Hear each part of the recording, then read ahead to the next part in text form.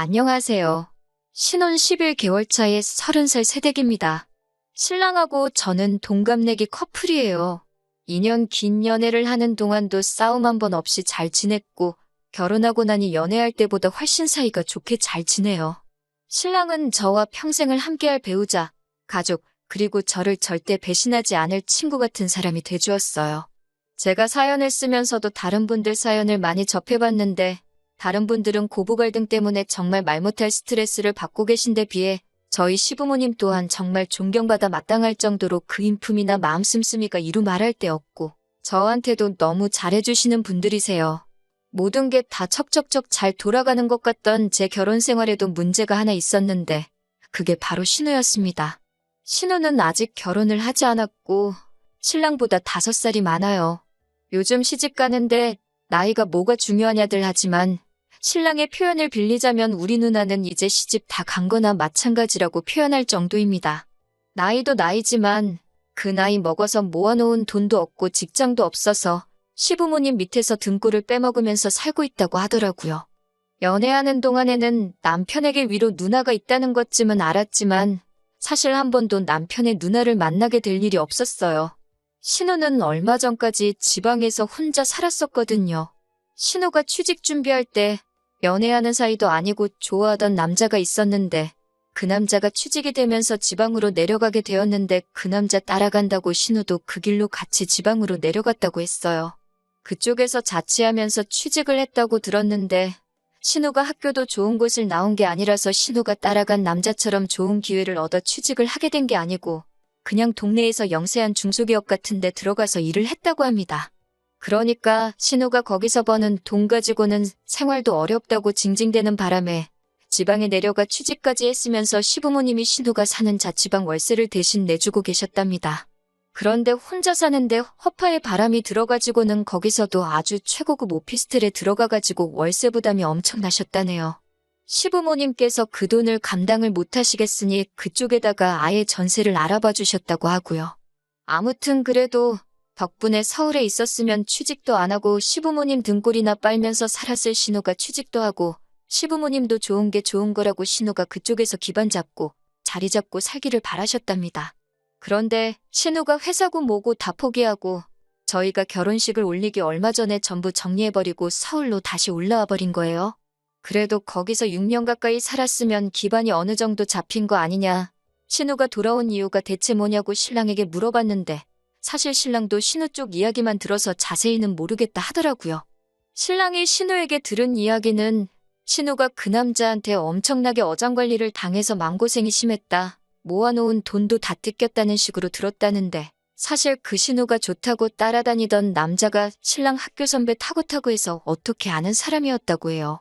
누나를 가지고 놀았다는 생각에 신랑도 눈이 뒤집혀서 어떻게 연락처를 알아내서 통화를 해봤다는데 그 남자 말은 신우랑은 무슨 일이 있던 것도 아니고 아무 사이도 아니었다는 말을 해왔다네요. 심지어 그 남자분은 그쪽으로 발령을 받아 내려간 뒤에 얼마 안 있어서 사귀던 사람과 결혼을 해서 현재는 애가 둘이라고요. 그러니 신랑도 신우 말을 하나도 믿을 수가 없던 거죠. 신랑이 자기 누나라서 조금 더 세게 말한 것일 수도 있지만 그 남자가 누나를 만났을 리가 없다고 둘 중에 한 명이 거짓말을 한다 치면 그건 우리 누나다 라고 확신을 하더라고요. 제가 혹시 모르지 않냐고까지 하니 그 남자가 미쳤다고 애도 둘이나 딸렸는데 우리 누나 어디를 봐서 그 위험을 감수하며까지 누나를 만났겠냐고 하더라고요. 누나가 어린 것도 아니고 예쁜 것도 아니고 돈이 많은 것도 아니고 직업이 좋은 것도 아닌데 어딜 봐서 그 사람이 가정을 걸고 도박을 하겠냐고요. 그러면 안 되는데 그 말에 저도 빵 터져버려서 아주 웃음 참느라 죽는 줄 알았어요. 아무튼 그래서 신우가 지방 생활을 포기하고 서울로 다시 올라오기는 했는데 그때가 저희 결혼식을 앞둔 지도 얼마 되지 않은 시기였기 때문에 결혼식 당일날까지 제가 직접 신우를 만나는 일은 없었어요. 신부 대기실에서 신우를 처음 봤어요. 신랑이 표현한 것보다는 조금 더 흐릿한 인상의 평범한 첫 인상이었습니다. 그냥 그때도 평범하게 인사하고 결혼 축하한다고 한마디 해줬기에 그때는 신우가 신랑이 말한 것처럼 이상한 사람은 아닌 것 같다는 생각을 했어요. 왜 그 남매들이 항상 서로 그렇게 물어뜯을 것 같이 행동하면서 서로는 엄청 챙겨주잖아요. 제 남동생도 저한테 비슷하게 그러니 그냥 남매가 사이가 좋은가 보다 싶었고 신랑이 말한 것도 다 신우 걱정을 많이 하면서 말은 그렇게 하는 건 줄로만 알았어요. 시부모님 두 분도 엄청 좋으신 분들이니 당연히 신우도 좋은 사람일 거라고 생각을 했거든요. 제가 결혼하던 당시에 해외여행에서 돌아왔을 시 방역수칙이 조금 완화된 상태라서 신혼여행을 다녀오는 데는 큰 무리가 없었어요. 유럽 쪽은 이미 전부 다 개방돼 있던 상황이었고요. 그런데 괜히 가서 병 얻어서 돌아올까봐 걱정이 돼서 저희는 신혼여행은 생략하고 모든 게 다 안정이 되었을 때 진짜 좋은 곳으로 편하게 다녀오자는 계획을 세워서 그렇게 결혼식 끝나자마자 곧바로 저희의 신혼생활이 시작되었습니다. 결혼식 당일날에는 너무 긴장을 해서 그런가 그 시간이 어떻게 지나갔는지 잘 기억도 안 나요. 그냥 무작정 웃음만 나고 행복했던 게 기억이 나네요. 딸을 보내는 친정아버지는 조금 섭섭하셨던 것 같은데 저는 마냥 좋기만 했어요. 아무튼 식비 같은 거 다 정산을 하고 나서 방명록이랑 축의금은 저희가 챙겨서 신혼집으로 돌아왔습니다. 하객이 신랑과 저희 쪽 하객 합쳐서 250명 정도가 왔었어요. 민감한 시기였음에도 불구하고 자리를 빛내주신 분들께 너무 감사했죠. 신랑 측 하객이 140명 정도로 더 많았는데 축의금은 양가 다 비슷하게 들어왔어요.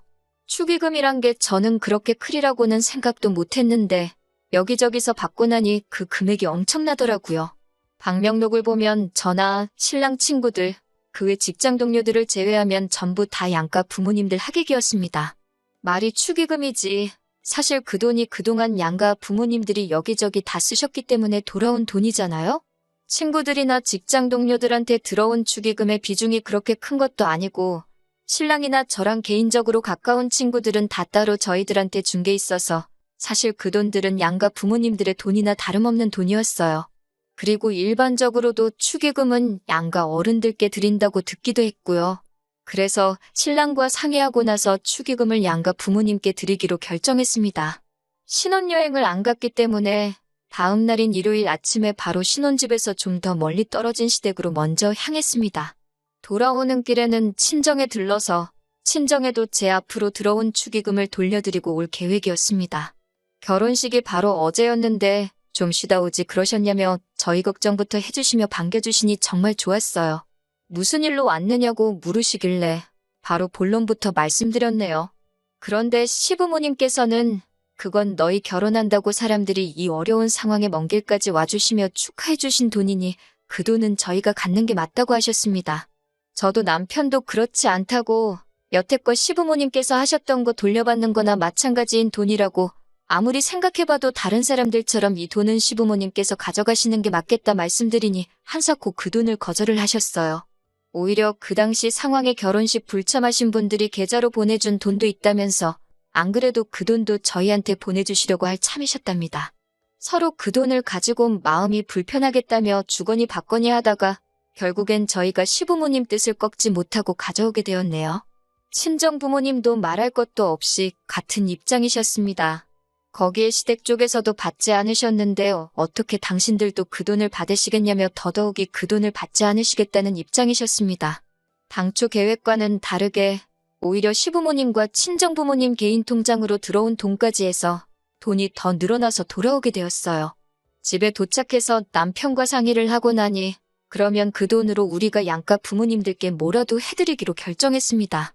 생각해보니 신랑이나 저나 신혼집 리모델링까지 해서 삐까번쩍하게 꾸며놓은 걸 보니 신랑은 시부모님 집이 오래돼서 고쳐드리고 싶고 저도 저희 부모님 가전이며 가구들이 저희 어머니가 시집 오실 때 해놓은 걸 그대로 쓰고 계시니 그걸 바꿔드리면 좋겠다고 생각했어요.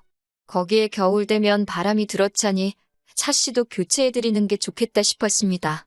모처럼 그 큰 돈을 의미 있게 쓸 수 있게 방향이 잡히고 있으니 기분이 좋더라고요.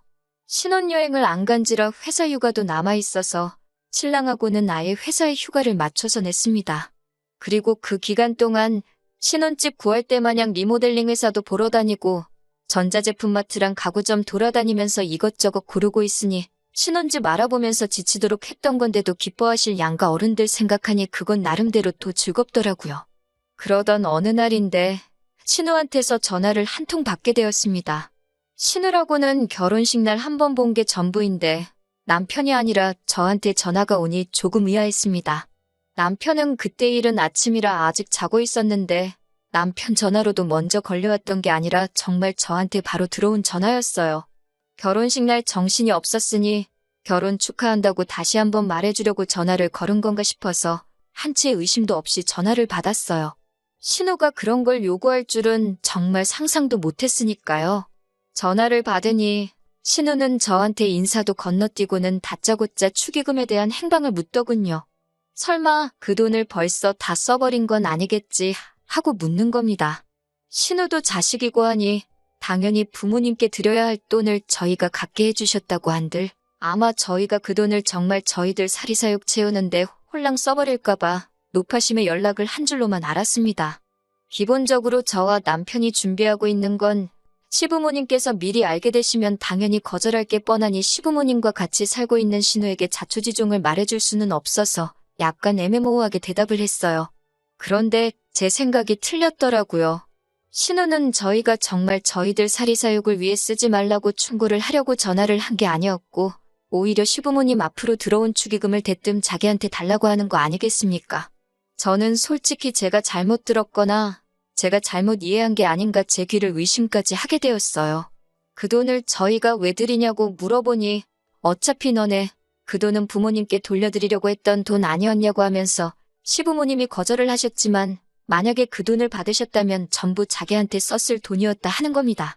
그러니 암만 시부모님이 먼저 거절을 하셨더라도 저희도 그 돈이 필요 없다고 들고 왔던 거나 마찬가지니 그 돈이 자기 돈이나 마찬가지다. 그러니까 내 돈을 내놔라 하고 말하는 것이었어요.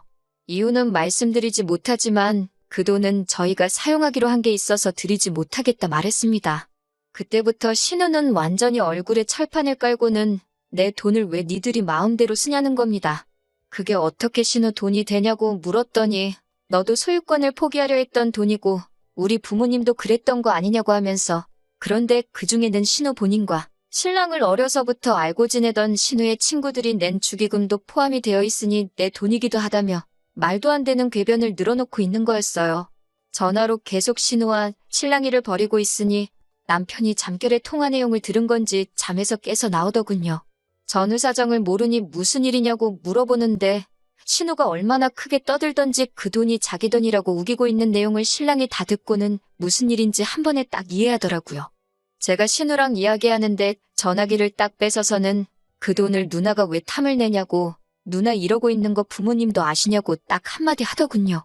신우는 전화기 너머로 그새 남편한테 가서 그걸 고자질을 했냐고 하면서 악을 쓰고 있었고요. 남편이 누나 이러는 거 부모님한테 전화를 드릴까 말까 이러고 있으니 저한테는 그 돈 내놓으라고 큰 소리를 펑펑 내더니 동생인 남편 앞에서는 찍소리도 못하고 전화를 끊었습니다. 신우랑 신우 친구들이 대체 축의금에다가 얼마를 냈길래 그 돈이 내 돈이라고 우길 수 있는 건지 방명록을 열어봤어요. 남편이 기억을 되짚어가며 누가 누나 친구인지 찾아봤는데 누나 친구 아는 이름 하나 있다고 하면서 방명록 한쪽을 가리키더라고요. 누구누구 왜 6명 해가지고 6명이 와서 10만 원을 내고 갔더라고요. 신우도 하나뿐인 동생 결혼식인데 뭐 하나 해주지는 못할 망정 5만 원을 축의금이라고 냈더군요. 집에 휴지나 세제라도 사왔으면 이런 말도 안 하겠어요. 몇 천만 원이 되는 축의금 중에 꼴랑 7명이서 15만 원 낸 거나 마찬가지인 돈을 가지고 자기 지분이 있으니 그 돈을 내놓으라고 하는 걸 보니 하도 어이가 없으니 웃음이 다 나더라고요.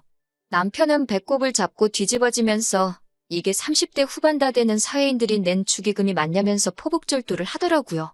그러면서 남편이 웬만하면 그냥 넘어가 주려고 했는데 이걸 보니 안 되겠다고 하면서 시부모님한테 전화를 걸어서 방금 있던 일을 속속들이 다 이야기해줬습니다. 시부모님 입장에서도 신우가 아픈 손가락이기는 할 텐데 제게 한 짓이 상식선에서 생각해봐도 이해도 용서도 되지 않는 일이라서 그런지 그렇게 인자하신 시부모님도 화를 내실 줄 안다는 걸 보여주시더라고요.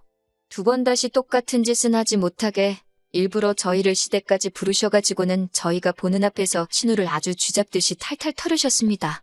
신우는 남편을 째려보면서 네가 말했냐 하면서 씩씩대고 있는데 그 모습이 무슨 어린 시절에 심술 많은 동네 친구가 엄마한테 혼나면서 딴짓은 더 혼날까봐 못하고 째려보고 있는 그 모습이 딱 비쳐 보이더라고요. 혼자 살면서 정신이라도 좀 차렸으면 했는데 오히려 더 버려놓은 것 같다고 신우가 지방에 처음 내려갔을 때 지원해주신 신우 정착금도 도로 다 가져시겠다고 하시고 신우도 집에서 내쫓아버리셨네요. 오냐오냐 다 받아주니까 세상 어려운 줄 모른다고 혼자서 밥값 할 수 있는 정도가 되면 그때 다시 돌아오라고 하고요. 쫓겨나는 신우한테 남편이 15만 원 건네주면서 이거 축의금으로 들어온 누나네 돈이라고 이거 돌려줄 테니 이거 먹고 떨어지라고 하는데 솔직히 그러면 안 되는데 옆에서 보고 있는 제 속이 다 후련하더라고요. 신우는 결국 지방에 다니던 회사에 사정사정을 해서 다시 입사를 하게 되었고 다시 혼자서 지방에 내려가 살게 되었어요. 하지만 달라진 게 있다면 시부모님이 신우에 대한 지원을 전부 끊어버렸다는 거예요. 시부모님도 이번엔 독하게 마음 먹으신 것 같은 게 자꾸 오냐오냐 해줬더니 당신들께서 신우를 저렇게 만들어 놓은 것 같다며 이번에야말로 신우가 스스로 구실을 할 수 있게 도와줘야겠다고 굳게 다짐하셨나 봐요. 신우도 처음에는 죽는 소리 하다가 사람이 그 정도로는 죽지 않는다는 걸 깨닫고는 지금은 정신 차리고 적응도 하면서 일을 하고 있나 봅니다. 얼마 전에 시부모님 집 리모델링이 끝이 났어요. 바닥이며 벽지, 부엌에 화장실까지 전부 다 싹 바꿔드렸습니다. 시부모님도 엄청 좋아하셨고요. 그래도 부모님 사랑을 느낄 수 있는 게 신우가 힘에 부치면 돌아올 수 있게 신우방은 그대로 남겨두시고 인테리어에 맞게 가구도 새 걸로 다 장만해 놓으셨더라고요. 저도 신우가 저희에게 그런 억지 부리는 사람이 아니라 이번에는 정말 존중받고 한 식구로서 같이 세상을 헤쳐나갈 수 있는 좋은 가족이 되어서 돌아오면 참 좋겠네요.